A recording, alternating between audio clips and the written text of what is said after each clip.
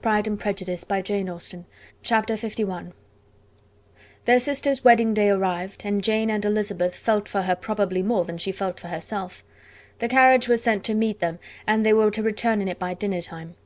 Their arrival was dreaded by the elder Miss Bennets, and Jane more especially, who gave Lydia the feelings which would have attended herself had she been the culprit, and was wretched in the thought of what her sister must endure. They came. The family were assembled in the breakfast-room to receive them. Smiles decked the face of Mrs. Bennet as the carriage drove up to the door.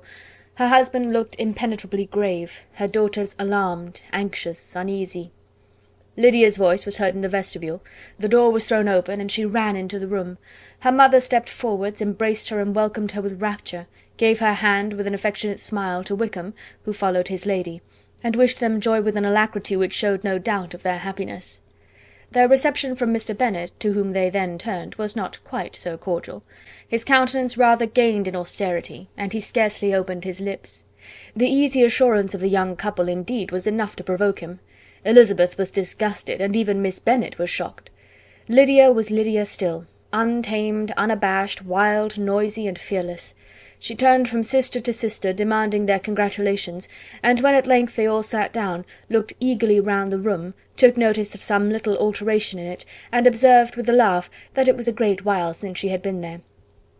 Wickham was not at all more distressed than herself, but his manners were always so pleasing, that had his character and his marriage been exactly what they ought, his smiles and his easy address, while he claimed their relationship, would have delighted them all. Elizabeth had not before believed him quite equal to such assurance, but she sat down, resolving within herself to draw no limits in future to the impudence of an impudent man. She blushed, and Jane blushed, but the cheeks of the two who caused their confusion suffered no variation of colour. There was no want of discourse.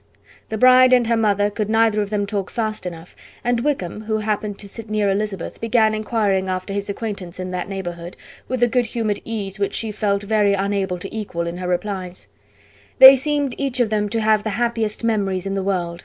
Nothing of the past was recollected with pain, and Lydia led voluntarily to subjects which her sisters would not have alluded to for the world. "Only think of its being 3 months," she cried, "since I went away.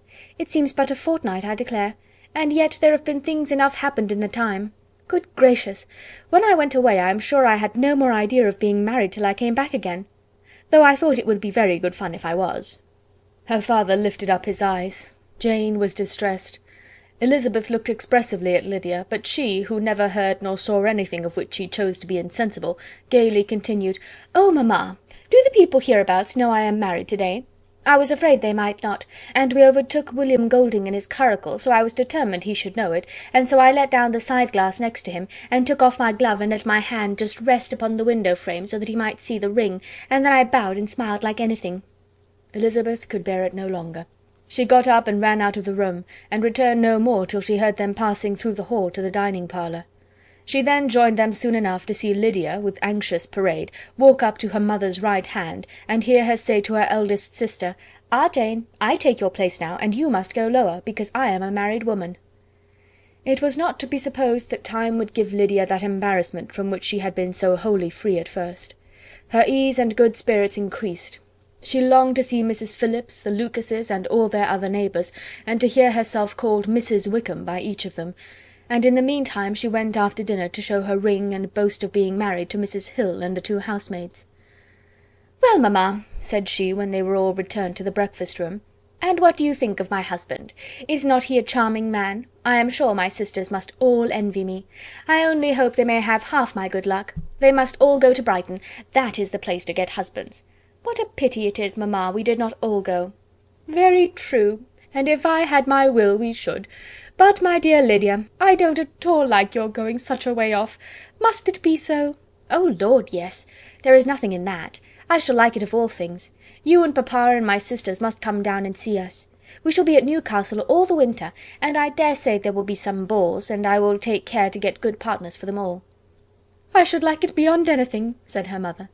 "And then when you go away you may leave 1 or 2 of my sisters behind you, and I dare say I shall get husbands for them before the winter is over." "I thank you for my share of the favour," said Elizabeth, "but I do not particularly like your way of getting husbands."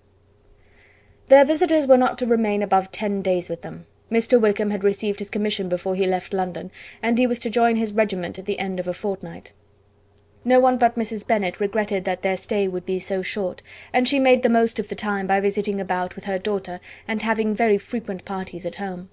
These parties were acceptable to all. To avoid a family circle was even more desirable to such as did think than such as did not. Wickham's affection for Lydia was just what Elizabeth had expected to find it, not equal to Lydia's for him.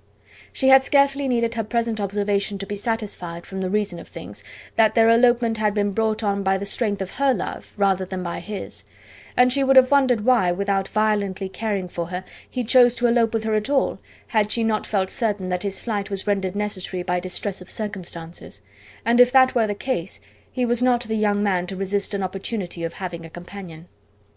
Lydia was exceedingly fond of him. He was her dear Wickham on every occasion. No one was to be put in competition with him. He did everything best in the world, and she was sure he would kill more birds on the 1st of September than anybody else in the country. One morning, soon after their arrival, as she was sitting with her 2 elder sisters, she said to Elizabeth, "Lizzie, I never gave you an account of my wedding, I believe. You were not by when I told mamma and the others all about it. Are you not curious to hear how it was managed?" "Not really," replied Elizabeth.